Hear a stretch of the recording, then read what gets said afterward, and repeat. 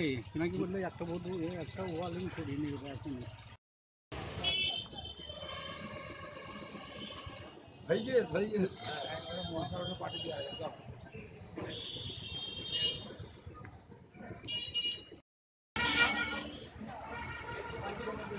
বাস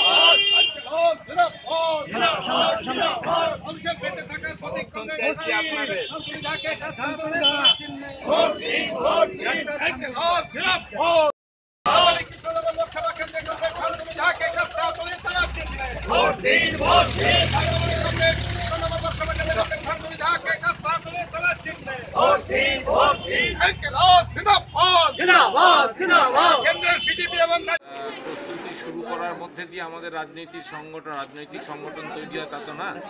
আমরা সারা বছর কাজকর্ম করি, আমাদের সেই সংগঠন রয়েছে, বুথ স্তরের সংগঠনগুলিকে আরও সক্রিয় করে আসলে 2011-র পর থেকে পশ্চিমবাংলায় যেভাবে ভোট প্রতিরোধ করা, ভোট দিতে না দেওয়ার একটা পরিবেশ তৈরি হয়েছে এবং যেটা ভয়ঙ্কর চেহারা পেয়েছে, গত পঞ্চায়েত নির্বাচনে প্রার্থী পর্যন্ত দাঁড়াতে দেওয়া হয়নি অনেক জায়গায়।